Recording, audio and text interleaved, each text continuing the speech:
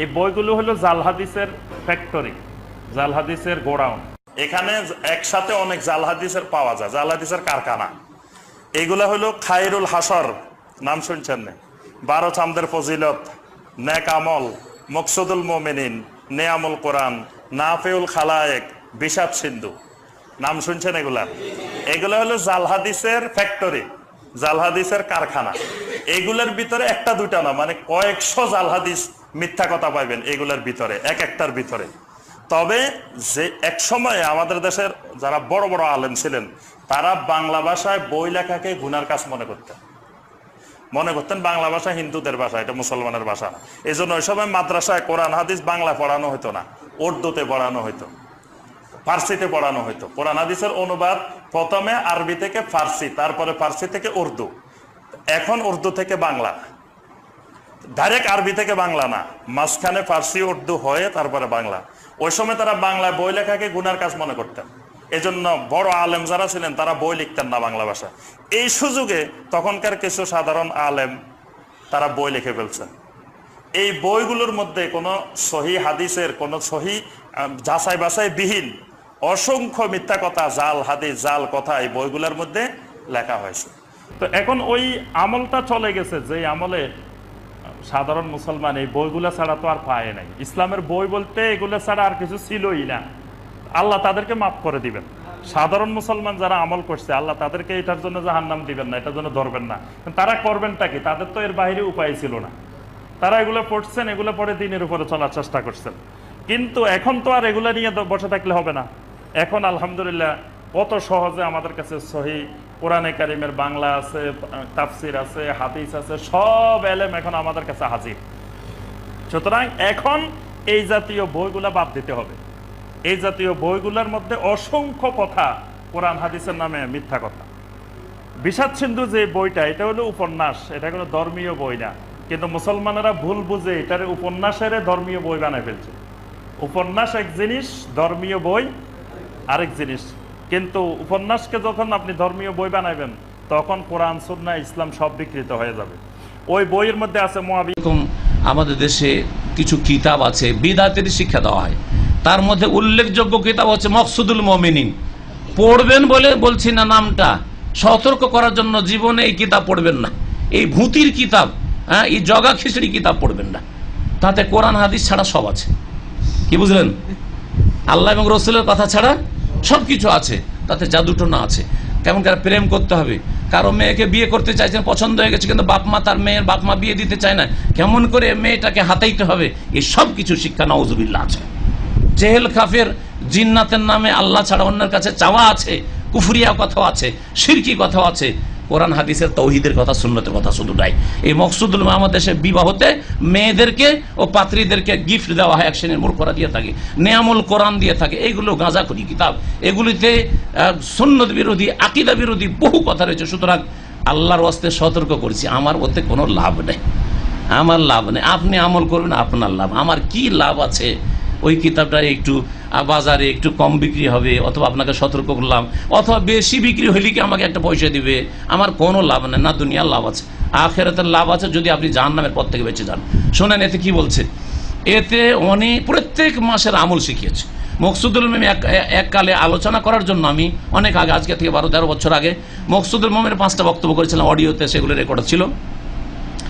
তাতে পড়ে দেখলাম প্রত্যেক মাসে মহরমে কি আমল, সফরে কি আমল, রবিউল আউয়ালে কি আমল, তারপরে এই করতে করতে 12 মাসে 12 রকমের আমল, 12 মাসে এক এক মাসে কয়েক রকমের আমল, সবগুলি ভিত্তি, সবগুলি ডাহা, মিথ্যা কথা, আল্লাহ পাকের কথা না, আর তার রাসূল সাল্লাল্লাহু আলাইহি সাল্লামের কথা না। তার মধ্যে এই রজব মাসের বিদাতগুলি এই সব গাঁজাখড়ি কিতাবে উল্লেখ আছে।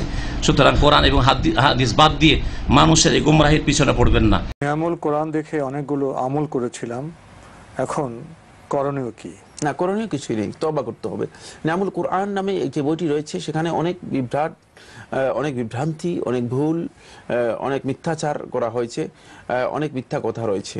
তো কারা মানে হয়তো যারা রচনা করেছেন তাদের হয়তো সে বিষয় সম্পর্কে স্বচ্ছ স্পষ্ট জ্ঞান না থাকার কারণে এই বিষয়গুলো ভুল হয়ে গিয়েছে। হাদিস, অনেক মিথ্যা হাদিস রয়েছে, অনেক মিথ্যা আমল রয়েছে যেগুলোর ভিত্তি নেই, আসলে ভিত্তিহীন।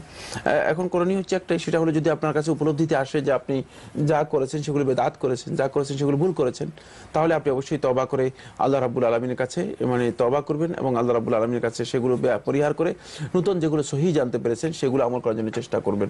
তবে এক্ষেত্রে আমাদের একটি কথা খেয়াল রাখা দরকার, সেটা হচ্ছে আমরা যদি হাদিসের কিতাবগুলোতে যাই, যেমন আমরা নিয়ামুল কোরআনে যাবো কেন, আরো এই ধরনের কিছু বই আছে, ভুল বুঝতে পারেন নিয়ামুল কোরআন মানে কোন আয়াত না, এটা মানুষের রচিত একটি বই, জি নিয়ামুল কোরআন আয়াত, জি এটা একটা বইয়ের নাম।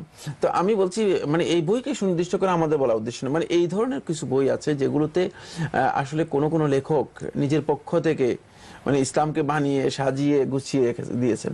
এই গুছানোটা নিজের পক্ষ থেকে যিনি করেছেন, এই কাজটুকু তার জন্য কঠিন কাজ ছিল, কোনো সন্দেহ নেই, কিন্তু এই গুছানো তার দায়িত্ব ছিল না, মানে এইভাবে ইসলামের মধ্যে সাজানো তার দায়িত্ব নয়।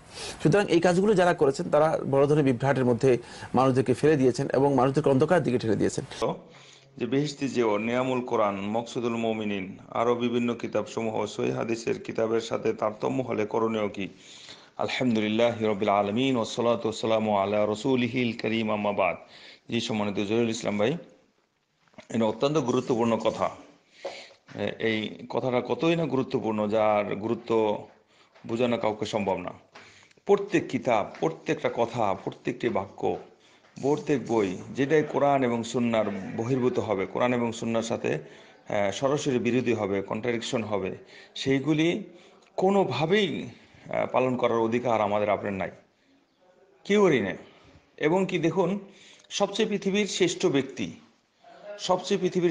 শ্রেষ্ঠ ব্যক্তি আমাদের নবী সাল্লাল্লাহু আলাইহি ওয়াসাল্লামের পরে, যার মতো শ্রেষ্ঠ ব্যক্তি আর পৃথিবীর বুকে নাই এবং আসবেও না, আবু বকর রাদিয়াল্লাহু আনহু, তারপর ওমর রাদিয়াল্লাহু আনহু।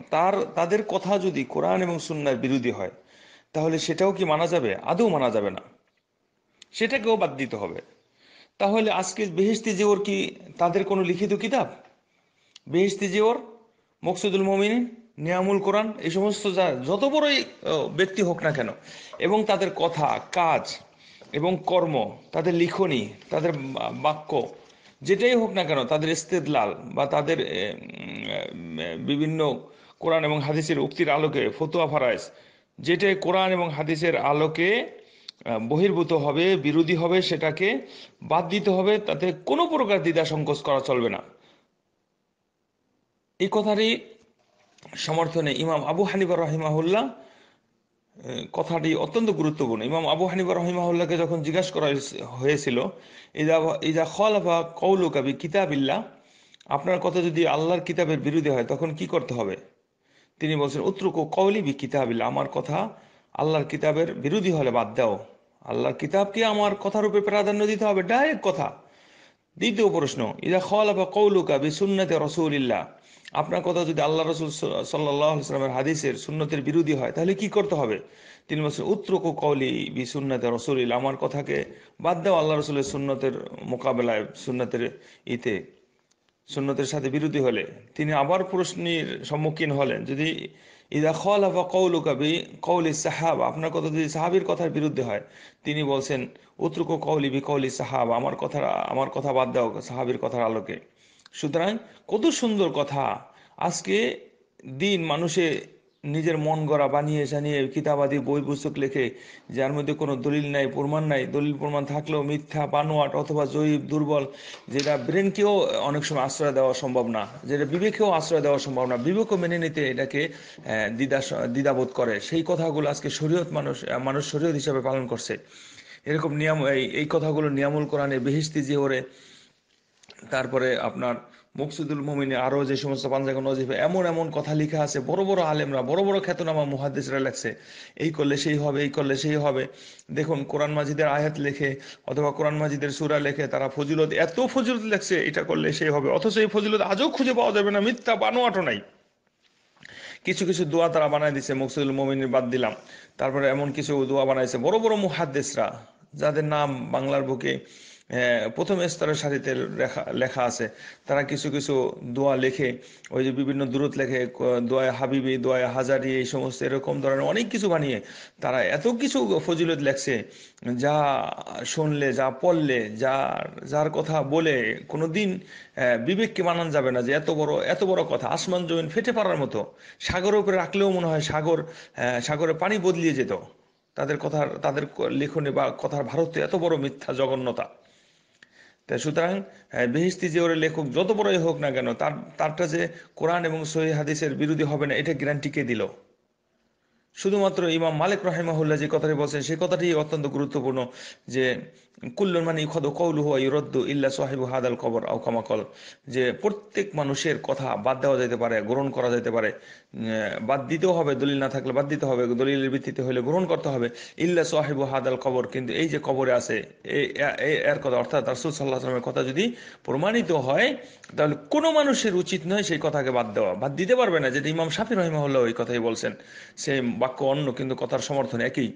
সুতরাং আমাদের প্রত্যেক ব্যক্তিকে এই বিষয়ে সতর্ক হতে হবে, যাদের এই কথা কোরআন এবং সুন্নাহর বিরোধী হবে, কোরআন এবং হাদিসের বিরোধিতায় বা বিরুদ্ধে দাঁড়াবে, তাদের কথাকে বাদ দিতে হবে। সে আলেম হোক, অথবা আলেমের থেকে মুফতি হোক, অথবা কাজী হোক, আর যে হোক না কেন, যত বড় ব্যক্তি হোক না কেন, এবং সাহাবি তাবি এবং সেই পর্যায়ে যত বড় হোক না কেন, তাদের কথা কোরআন এবং সুন্নাহর বিরুদ্ধে দাঁড়াবে। যে কথাটি আল্লাহ নবী সাল্লাল্লাহু আলাইহি ওয়াসাল্লাম পরিষ্কার বলছিলেন আরাফাতের ময়দানে, যে তারাকতু ফীকুম আমরাইন, যে আমি তোমাদের মাঝে দুটি জিনিস রেখে গেলাম, একটা হলো কোরআন, একটা হলো সুন্নাহ। যতদিন পর্যন্ত আমার এই কোরআন এবং সুন্নাহকে দৃঢ়ভাবে ধারণ করবে, ততদিন পথভ্রষ্ট হবে না। সুতরাং আল্লাহর কাছে দোয়া চাই, আল্লাহর কাছে মাপ চাই, আল্লাহর কাছে প্রার্থনা করি যে আল্লাহ আমাদেরকে সহি সুন্নাহর আলোকে, কোরআন মাঝি সবার উপরে এবং সহি সুন্নাহর আলোকে আমাদের জীবন গড়ার তৌফিক দান করুন, এবং আমরা যেন আমল করতে পারি সেই তৌফিক আল্লাহ আমাদের দান করুন। আমিন। আসসালামু আলাইকুম ওয়া রাহমাতুল্লাহ।